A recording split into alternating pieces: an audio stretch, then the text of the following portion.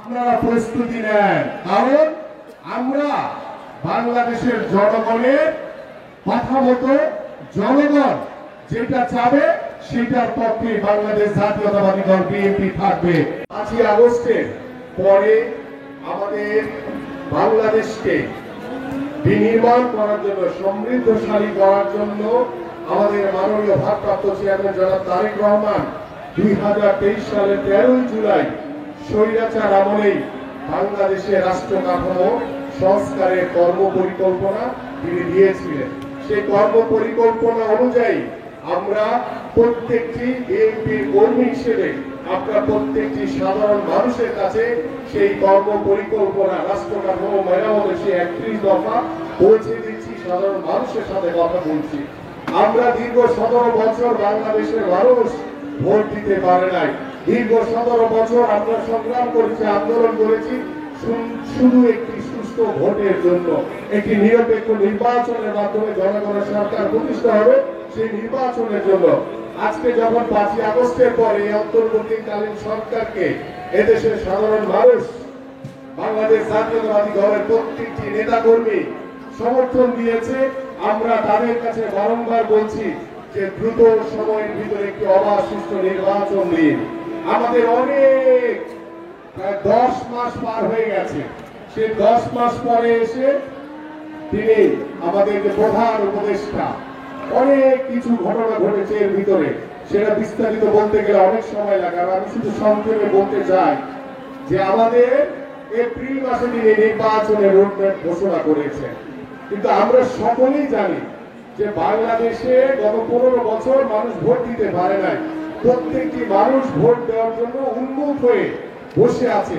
বাংলাদেশে জাতীয় নির্বাচন মানে হচ্ছে একটি উৎসব, একটি ঈদ, যেমন আমাদের জন্য, ইসলামের জন্য, মুসলমানদের জন্য অনেক বড় একটি উৎসব, ঠিক তেমনি বাংলাদেশের মানুষের কাছে এই ভোট হচ্ছে অত্যন্ত গুরুত্বপূর্ণ একটি উৎসব। সেখানে চায়ের টেবিলে আমার পরিবারের সাথে বিভিন্ন পাড়া মহল্লায় আলোচনায় গল্পে অনেক বিষয় রয়েছে যেটি প্রত্যেকটি মানুষের কাছে অত্যন্ত গুরুত্বপূর্ণ। সেই গুরুত্বপূর্ণ নির্বাচনকে আমাদের প্রধান উপদেষ্টা তিনি এপ্রিল মাসে কথা বললেন। এপ্রিল মাসে প্রথমত হচ্ছে তখন ঝড় বৃষ্টির সময়, ওই সময়টা মানুষ ঠিক মতো রাস্তাঘাটে বের হতে পারে না। সেই সময় তিনি ভোট দিয়ে কোন উদ্দেশ্যে, কার উদ্দেশ্য বাস্তবায়ন করার জন্য তিনি এই ভোটের সময়টি এপ্রিল মাসে দিয়েছেন, সেটি আস্তে আস্তে কিন্তু সাধারণ মানুষের ভিতরে একটি সন্দেহ, একটি ষড়যন্ত্রের গন্ধ সকলেই পাচ্ছে। এবং আমরা বলতে চাই এপ্রিলের ঠিক 2 সপ্তাহ পরে আমাদের রমজান শুরু হবে। সেই রমজান মাসের আগে মানুষ যখন রোজার প্রস্তুতি নেয়, তখন কিভাবে একটি উৎসব মুখর পরিবেশে আমরা ভোট করতে পারবো। তারপরে আমাদের ছাত্রদের, ছাত্রীদের যে পরীক্ষা, যে মুখ্য সময়, সেই পরীক্ষার সময়ে কখনোই আমরা যেই বুথগুলো ব্যবহার করা হয়, যে কেন্দ্রগুলো ব্যবহার করা হয় শিক্ষা প্রতিষ্ঠানে, দুর্বল। আপনারা দয়া করে একটু সহায়তা করেন।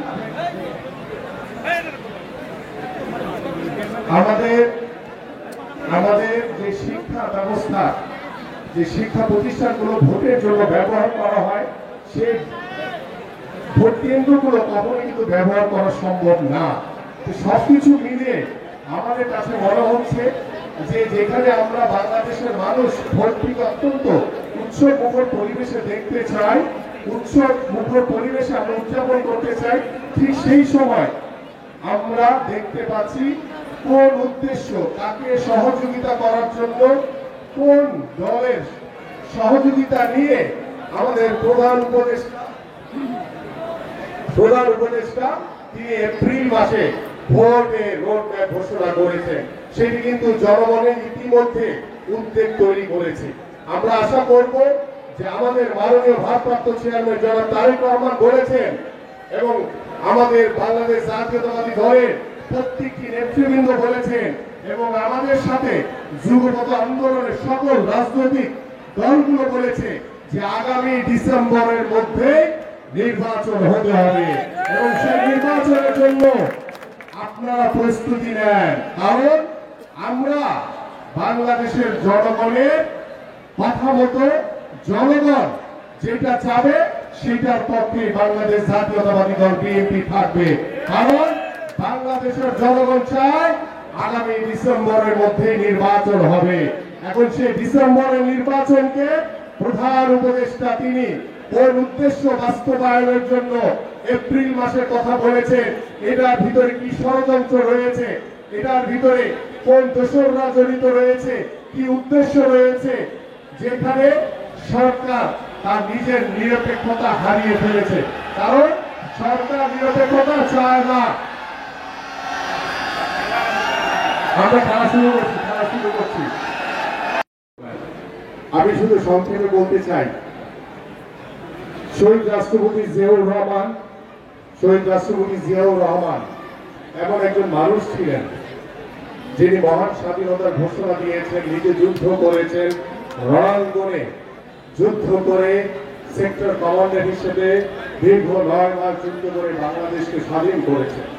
সেই যুদ্ধ বিধ্বস্ত জনাকীর্ণ বাংলাদেশ যখন তৎকালীন বাকশালী সরকার, তৎকালীন রক্ষী বাহিনী সরকার, তারা যেভাবে বাংলাদেশের মানুষের উপরে স্বৈরাচারী কায়দায় দমন নিপীড়ন করেছে, গণমাধ্যমের মুখ বন্ধ করে দিয়েছে, এবং আপনারা সকলেই আছেন এখানে যারা বয়োজ্যেষ্ঠ, যারা যুদ্ধ দেখেছেন, ৭৪-এর দুর্ভিক্ষের কথা তখন আপনাদের সকলের মনে আছে।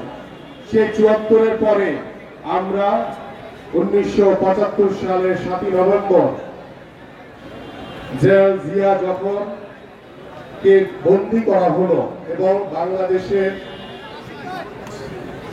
ছাত্র জনতা, সিপাহী জনতা যখন আমাদের শহীদ রাষ্ট্রপতি জিয়াউর রহমানকে মুক্ত করে বাংলাদেশে রাষ্ট্র পরিচালনার দায়িত্বভার দেওয়া হলো, ঠিক তখনই তিনি সেই যুদ্ধ বিধ্বস্ত জনাকীর্ণ বাংলাদেশকে একটি সমৃদ্ধশালী বাংলাদেশে পরিণত করার জন্য বহুদলীয় গণতন্ত্রের প্রবর্তনের মাধ্যমে বাংলাদেশের শিল্প, বিপ্লব, কৃষি, জনশক্তি থেকে শুরু করে শিক্ষা, স্বাস্থ্য সকল জায়গায় দৃঢ়ভাবে বাংলাদেশের পথে প্রান্তরে ঘুরে বেরিয়েছেন, মানুষকে সাথে নিয়ে গ্রামে গঞ্জে ঘুরে বেরিয়েছেন, মানুষকে সাথে নিয়ে। সেই সাধারণ মানুষের জন্য যে বিএনপি রাজনীতি করে সেই শিক্ষাটা দিয়েছিলেন শহীদ রাষ্ট্রপতি জিয়াউর রহমান। সেই শহীদ রাষ্ট্রপতি জিয়াউর রহমানের আদর্শকে ধারণ করে আমরা রাজনীতি করি। তারই যোগ্য উত্তরসূরি হিসেবে আমাদের বিএনপির ভারপ্রাপ্ত চেয়ারম্যান জনাব তারেক রহমান ঠিক একই নির্দেশনা আমাদেরকে দিয়ে যাচ্ছেন। তিনি বারংবার আমাদেরকে বলছেন আমরা যাতে আপনাদের কাছে, সাধারণ মানুষের কাছে যাই, জনগণের সাথে কথা বলি, জনগণের সাথে বসে আলোচনা করে আমরা যাতে আগামী সুন্দর সমাজ গড়ার যে কর্ম পরিকল্পনা আমাদের মাননীয় ভারপ্রাপ্ত চেয়ারম্যান নিয়েছেন, সেই পরিকল্পনা যাতে আমরা বাস্তবায়ন করতে পারি। এবং আজকে আমরা দীর্ঘ 17 বছর আপনারা স্বৈরাচার শেখ হাসিনার দুঃস্থ যন্ত্রণা, নির্যাতন, নিপীড়ন সহ্য করেছেন। আজকে আমরা দীর্ঘ 17 বছরের আন্দোলনের ফসল হিসেবে 5ই আগস্ট স্বৈরাচার শেখ হাসিনা মুক্ত হয়েছি। বাংলাদেশে স্বৈরাচার মুক্ত বাংলাদেশকে নতুন ভাবে